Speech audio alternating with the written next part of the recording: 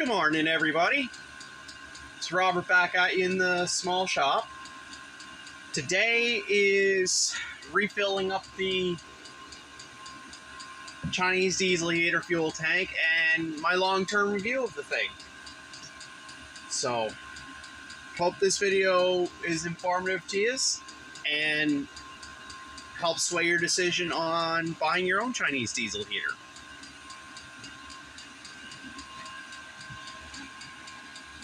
So you see, guys, she's pretty empty.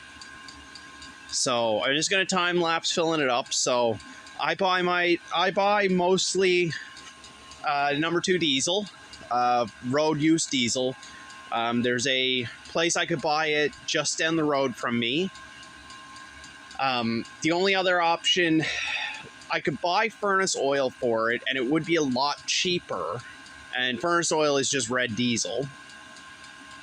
But for me to pay someone, because I don't have my own vehicle, to go into town and purchase it, if I'm only buying 20 liters at a time, I don't save anything, because what I'm saving in the actual fuel costs, I'm putting out into gas for someone to drive me. So at 20 liter intervals, there's no advantage. Now, if I was buying 40 plus liters, then of course I would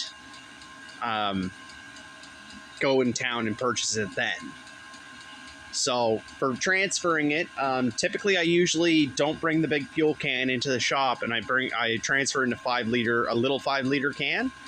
But since I'm nearly empty, I'm just going to fill it up directly from the big can.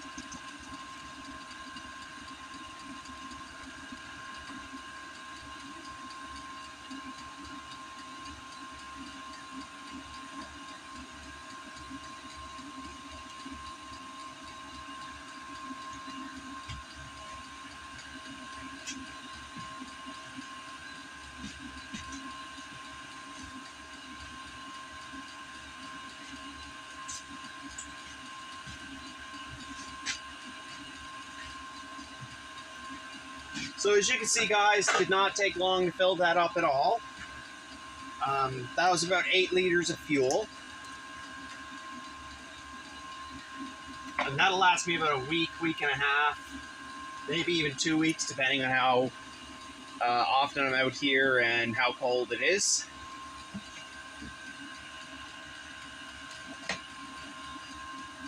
So guys, you probably noticed the fuel's a bit on the darker side. That's because I do mix a small percentage of waste oil with my fuel. Kind of bulks it up just a little bit. I usually only use about 1 liter to 10 or 1 liter to 20, just a little bit. It does help with the burn, and more importantly, I more do it just for the lubricity of the pump. Just make sure the pump's always lubricated. No real other reason other than that. Plus, it kind of gets rid of the waste oil. I don't go much above like a 10-20% 10% max. I did run 20% or 25% last year, and I did find I was having coking problems in the burn chamber, so I don't recommend, without being able to tune it, because that's the downside. Mine is the basic controller, it's not the tunable one. So my long-term review on the Vevor 5kW Chinese diesel heater is, it's a solid unit. I've had no complaints about the machine in the year I've owned it. I've had it for a little more than a year. I think it was around Thanksgiving last year I got it. I'm just going to take the vent off here. It's beautiful heat. So I had it probably about 13 months now or so, and I've had no problems with it. This is the second shop it's been in. You've seen in the previous video, I did an installation video just detailing how I installed it in this shop, and last year I had posted a video about it being in my bus shop. As you've seen, it was on the outside of the bus shop, the outside wall, which was still very well covered. It was not blatantly in the outdoors, and I had it plumbed in so it came through the wall. I found it a bit of a hassle to refill the tank once the real snow came, because we had a big snowstorm in February, and I think we had like 5 feet of snow walled up right in front of the bus, so I couldn't get to the fuel tank for a few days.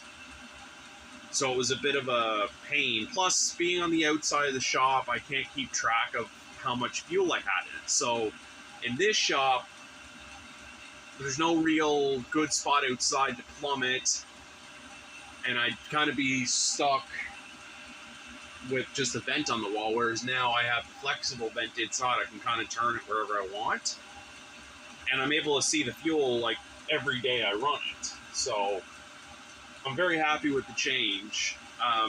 The heater works excellent for the size of my shop. My bus shop was 7.5 by 13-ish with a barely 6-foot ceiling. But the problem with the bus shop was it was all metal. So it was a metal inside, metal outside with an 1.5-inch air gap and a ton of glass windows. This shop is 10 by 18, as I've mentioned, and I have about an equivalent of R33 in 80% of the ceiling and R24 in the rest. R12 in the walls. It's fully vapor barriered. So even though I'm double the square footage and almost 3 times the cubic footage, my 5 kW heater is keeping up quite well with this. So it's been a really good choice for me. Plumbing it out through the wall has been really good. I have no complaints about that decision. So overall, I'm quite happy with it.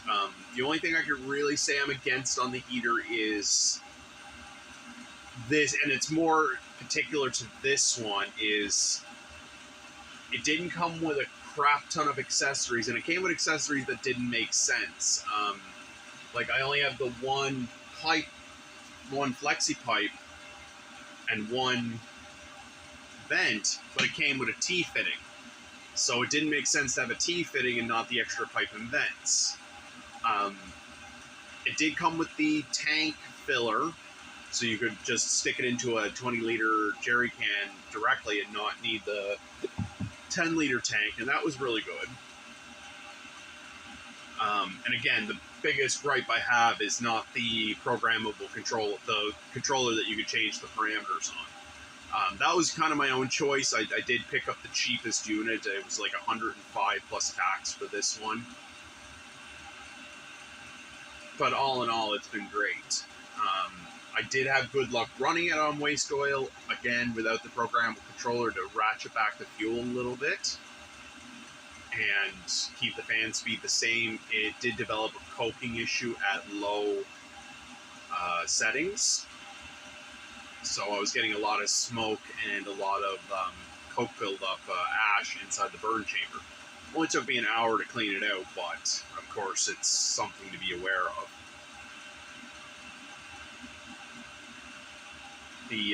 It's running off a 30 amp power supply, which is just behind the unit here. It's 12 volt 30 amps to converts from 120. So it works great. Never had a hiccup with the controller. Never had a hiccup with the unit. So all in all, I could say the long term on this thing has been great. It takes my shop from 1 degree to about 15 degrees in an hour at wide open. And once it's up to temperature, I can ratchet it back to about 2 or 3 on Alpine, and it's able to maintain temperature. And depending on the outside temperature, it will actually increase in here still.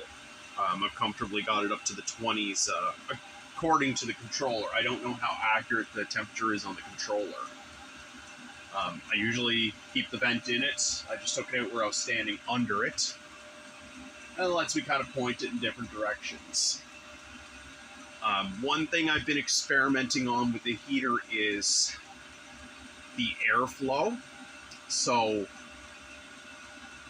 you can, on the menu settings on most of these Chinese diesel heaters, you can switch through and see what the casing temperature is. So that's an indication of how hot the boilers or the burn chamber is. And I've found that if I partially block off airflow, it increases the burn chamber temperature, and therefore at a lower settings, I'm getting more heat off the burn chamber. So what I've experimented with is on the intake grill, I've taken duct tape and partially blocked it.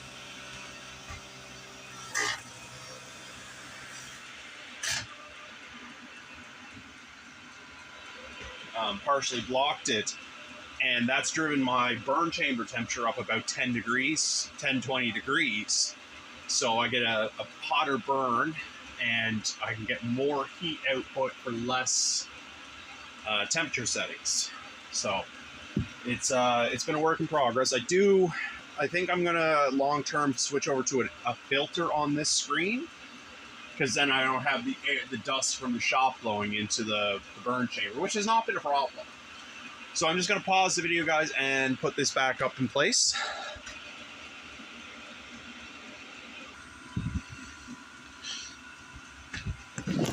Woo. All right, guys, so just got the fan shroud back on. So my long term with that is I do want to put a filter on there again, so she's not sucking up shop heat, and it gets a little more efficient for our shop dust, and gets a little more efficient usage, because if there's dust in there, it's not going to be as efficient. That was the big reason for putting it in the shop, though, was for efficiency.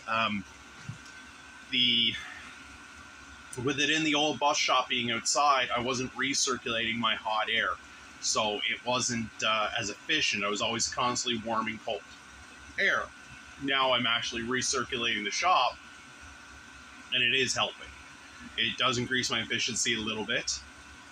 So all in all, I have no complaints about the heater. It's a very efficient little unit. I get like a week and a half, 2 weeks, depending on the use. Like right now, I'm getting 2+ weeks on, 2 to 3 weeks or more on 20 liters of fuel.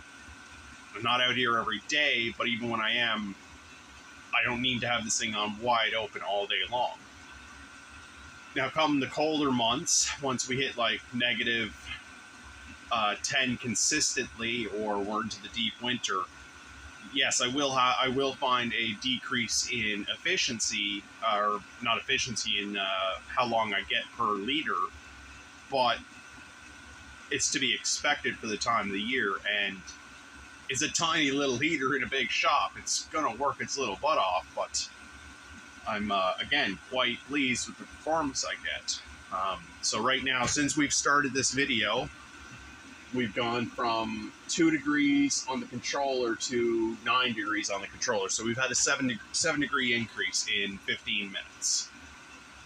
So it's really good. It's really efficient. So I'll post links in the description of similar 5K kilowatt heaters. This particular one from Vevor is discontinued, but I have found a couple comparable units for what you're getting. I'll include my controller, a link for my DC power supply.